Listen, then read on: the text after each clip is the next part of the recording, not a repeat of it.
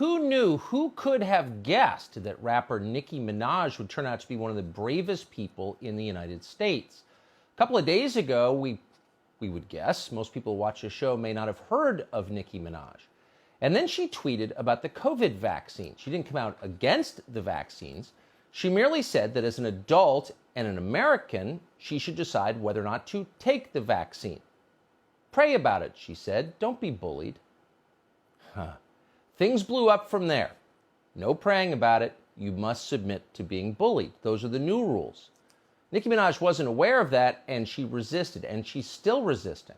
It's a long and interesting story that has implications for all of us, and Trace Gallagher has agreed tonight to frame it for us, to set it up, to tell us what's going on. And here he is. Hey, Trace. Hey, Tucker. The controversy stems from Nicki Minaj telling her fans she would only get the COVID vaccine once she did enough research, and she recommended her fans do the same. And here's the tweet most people focused on, quoting here, "My cousin in Trinidad won't get the vaccine because his friend got it and became impotent. His testicles became swollen. His friend was weeks away from getting married. Now the girl called off the wedding. So just pray on it and make sure you're comfortable with your decision, not bullied." Well, Tucker then talked about that tweet last night, and today Nicki Minaj retweeted this clip. Watch. It's Nicki Minaj's cousin's friend's testicles who are swollen from taking the vax. That's the claim.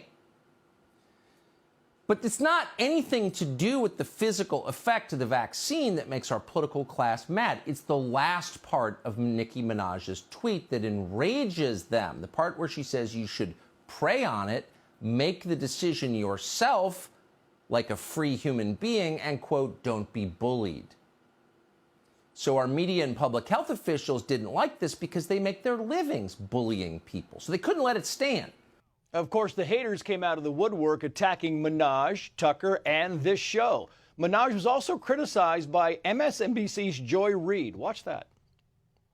You have 22 million followers on Twitter. For you to use your platform to encourage our community to not protect themselves and save their lives, my God, sister, you could do better than that.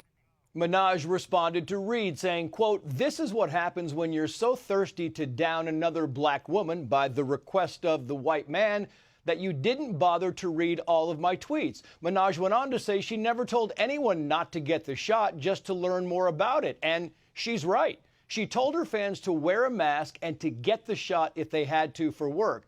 But now she says she's in Twitter jail, writing in part, quoting again, "I'm in Twitter jail, y'all. They didn't like what I was saying over there on that block. Asking questions is okay. I like being effing dumb." Then boom, can't tweet. She also went on Instagram Live. Look. People will turn their back on you, not agreeing. But people will isolate you if you simply speak and ask a question. Y'all don't see what the is happening?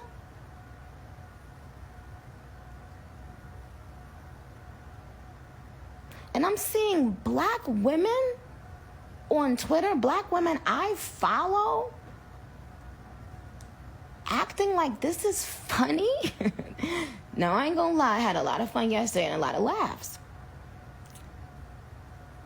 But black women, are y'all forgetting there was a time not too long ago where you couldn't even make eye contact with people?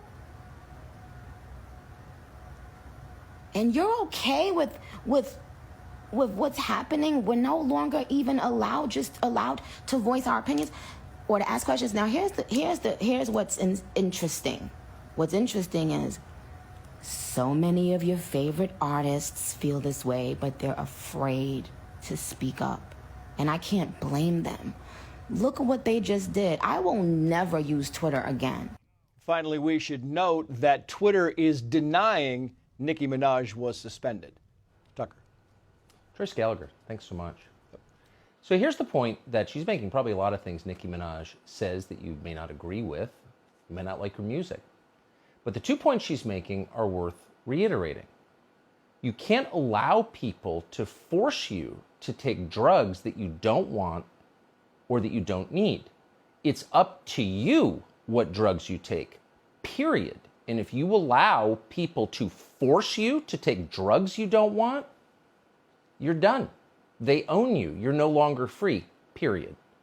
And the second point that she's made quite a bit today is that you have a constitutional right, a moral right, a God-given right to ask simple questions and expect answers, like you're an adult speaking to a fellow adult. And if you forfeit that right, you are no longer adult, you're no longer free, you're no longer a citizen, you're something much less than that. It's not complicated.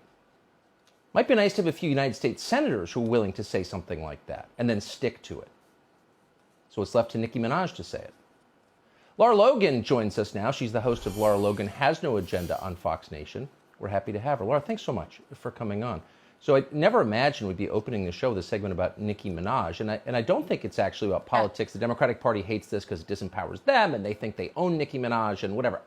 Leaving that aside, she's making much deeper points about what we're allowed to do in the United States. And we're allowed to decide what medicine we take, are we not? We're allowed to ask questions about the effects of that medicine, are we not? Why are the rest of us relinquishing those rights without a fight?